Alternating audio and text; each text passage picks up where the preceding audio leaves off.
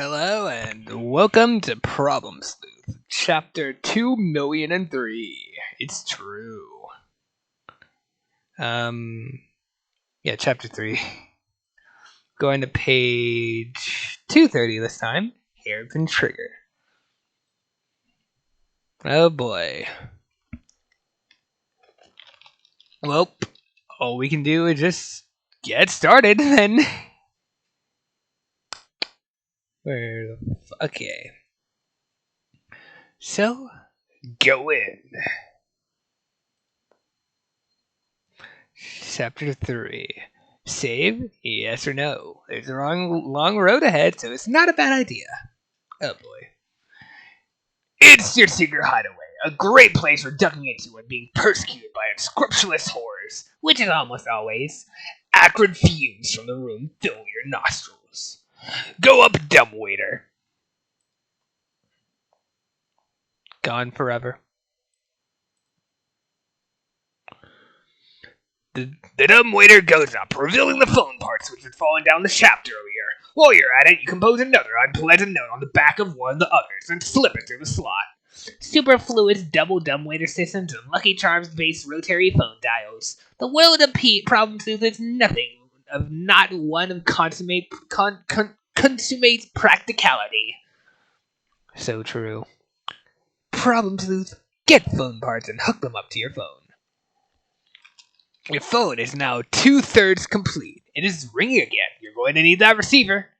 A stick, exit dumbwaiter. It's starting 10th of March. Almost on the 1 month anniversary. Wow.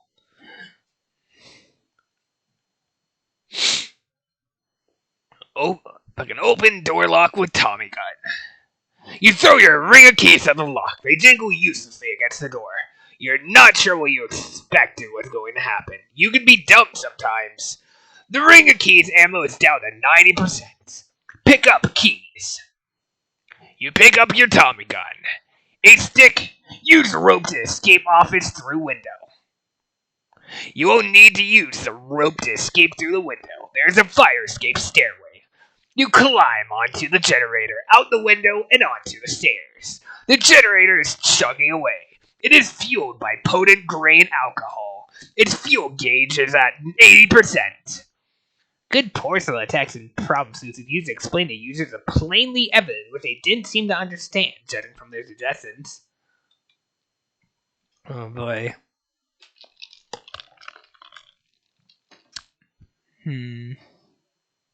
Damn. Go downstairs. The stairs end at the roof of an adjacent building. There's a pulley on the other side. There's a small skylight window in the center of the roof. Look in, window. It's Pickle Inspector, the poor sap trapped in his office by that petty bastard Problem Sleuth. He is currently in his fort. There's no light in his office. The skylight window must not be powered. What's Problem Sleuth the reason for this? I don't...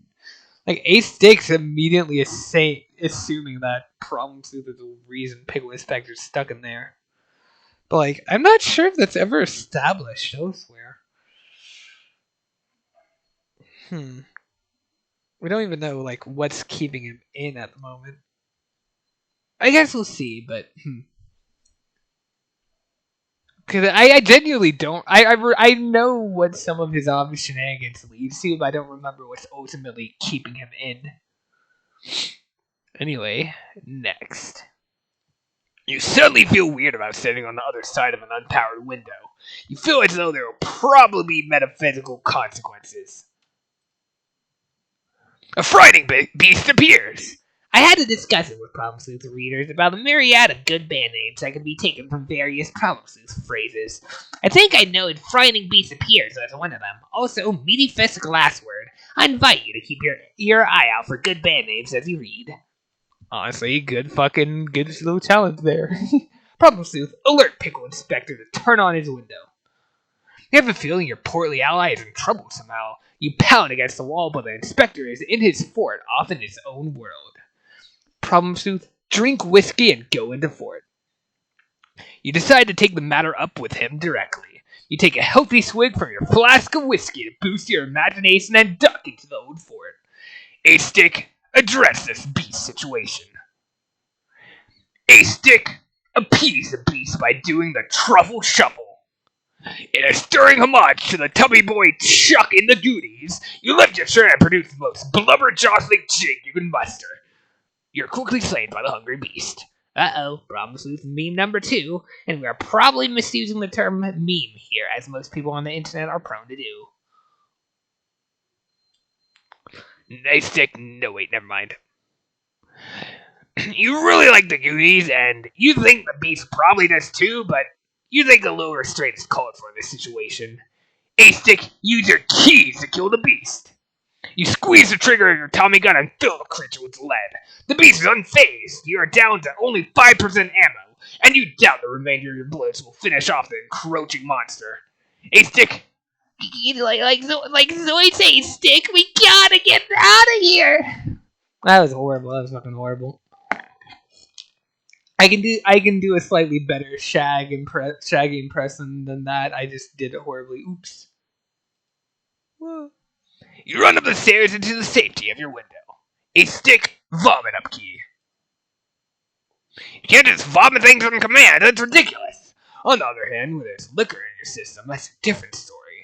The award for most unassuming piece of furniture in Problem Sleuth goes to the squat stepping stool next to the generator. True, actually. A stick, take a healthy swig of whiskey to restore some vim. Like, it might not be mentioned a single time in the entire comic, now that I think about it. Now let's point out. Well, okay, it's not whiskey, but you just decide to open your cruet of brandy and throw back a stiff belt. The alcohol has no effect on your vim characteristic, but it quickly maxes out your crude little imagination gauge. The room starts spinning. You need to duck into a safe place to expend the imagination fast. A stick, go into fort. Woo. You're standing in your imaginary office. You can hardly believe how shitty your imagination is. A stick, pick up a poorly drawn gun. You pick up the shitty gun. You'd be shocked if it worked at all. A stick, head over to Pickle Inspector's place for imaginary mixer. Problem Sleuth is already there trying to get into the locked office. One of the few actions Problem Sleuth ever takes unprovoked by an explicit command. I'd like to think this brief flash of autonomy adds profound depth to his characterization. Honestly, I think the Problem Sleuth cast is actually characterized pretty well. Kind of one note for a lot of them, but ultimately characterized well in my opinion. Anyway, a stick knocks furiously on the door. You shatter the glass with your beefy fist. See, Problem Sleuth should have known better than to go messing around with totally unmanned things like knobs. Look inside. It is Pickle Inspector's imaginary office. He sure knows how to live it up. Take notes. Gramophone on the floor equals anachronistic environment. Oh boy. He uses his potent imaginative powers to replace a broken door with one of solid steel. Problem Sleuth is gone. He probably went downstairs. More autonomy. Also, imaginary realms make cameras and phone receivers look huge. They want to be, at least. Follow him. You find Problem Sleuth on the street. He is rounding up items scattered on the street and tying them to the magnetic tape. It looks like he brought down a large bag of candy corn from his office. He may have considered tying it to the tape, but it is too heavy to be hauled up through the window. It will probably need to be hauled up by something stronger, like a rope. Perhaps one slung around a pulley.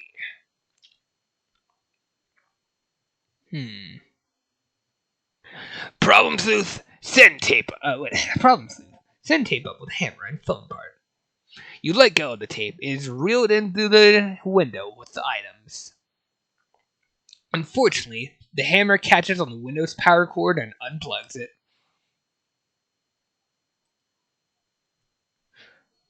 At some point, I just stopped using that cruddy gray imaginary world border around the images for obvious reasons. Next. A terrifying beast appears. You are both armed with imaginary weapons and ready for melee. I know I'm terrified. Are you? Problem Sleuth, get a dog-walking gentleman to help you out. This gentleman appears to be a brainless non-entity. A stick, use half-dead body as bait for that monster. Oh damn, I guess that's now. The beast gobbles your torso. He is temporarily placated by the red meat. The battle technique graphic, I think, was the first one animated in quote-unquote Caesar vision. A stick and Problem Sleuth, fire at will! Your imaginary guns seem to be no more effective than pea shooters. Ace's bullets barely manage to clear the barrel. The beast suffers minimal damage. A stick, get closer to the beast and fire. You stand on the cinder blocks and take aim. Your piece of shit gun jams and explodes. The beast takes significant damage. A stick loses an imaginary life. Imaginary Lives, another game stat falling in the camp of useless but funny. Editor's notes, they all fall in that camp. Next. A stick has returned to the physical plane. You're feeling nauseous from the earlier boost of your imagination. You puke. Check on imaginary battle. Problem Sleuth has been slain by the beast. You wake up from your imaginary boss battle with a very real hangover. You quickly drink some coffee to restore your vim. Problem Sleuth, plug window back in, examine loot tied to tape. The recording device reeled in front the phone receiver and the hammer. Problem Sleuth, put your phone back together. Finally, you can field some phone calls from flustered broads. You put the hammer in your inventory. Notice how I had him put the hammer in an inventory without anyone prompting me to? That is called taking charge. Problem Sleuth, call Pickle Inspector with newly assembled phone. You don't know Pickle Inspector's number or if he even has a phone. Besides, your rotary dial appears to have strange symbols on it rather than numbers. You vaguely recall seeing somewhere the sequence of symbol Star-Heart Horseshoe. However, you can't quite remember the symbol Star-Heart Horseshoe. You will need the piece of paper with Star-Heart Horseshoe written on it if you wish to remember the sequence Star-Heart Horseshoe. I fucking love this. Is like one of my favorite gags and problems, I think. Just a thing of, you remember this very clear sequence, very clear and simple sequence, but you don't remember it. But you don't remember it clearly. You have to remind yourself of the sequence with the physical paper in order to use it, even though you know what it is. Like that whole thing being mostly directed at the reader. I mean, Problem Sleuth doesn't really remember, but it's saying like, even if you, the reader, remember this, Problem Sleuth doesn't. So get fucked. It's fun. I fucking love it. A stick, search through your vomit to find your key. You pick up the small key. I never really stopped to think about whether the small key had a weapon double, like a tiny gun. But at that point in the story, I wasn't nearly as weapon item duality happy as I became much later on.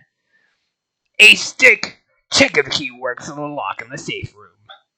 You unlock the lock and open the door. Powerful fumes waft into your nostrils. Problem Sleuth, use hammer to pry boards off door in safe room. You pry at the boards with the hammer, but before you can pry any off, the door swings open away from the boards. It seems the boards never actually served to obstruct the door in the first place. It makes you wonder what incredibly competent detective with candy corn in his hat nailed those useless boards up there in the first place. Got a news post, but we're not gonna read it till next chapter, I guess. Interesting.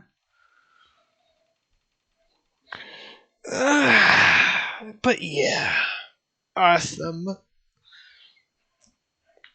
I should know that like a majority of the news posts are blind to me. Like I haven't read a majority of them. I've seen a few select ones, but I haven't seen most of them, and they fucking continue for a while. I'd pull up the fucking list of how many I haven't even seen yet, but like I don't want to read the new thing until it actually appears. So the last one was like about 90 pages. So, we'll get to it. We'll get to it when we get to it. But that's the end of the chapter, I think. Yeah, chapter 4 starts on the next page. So, I'm going to end this here and say thank you for watching. See you next time. Yippee! Goodbye. This was a short video. Ah, neat.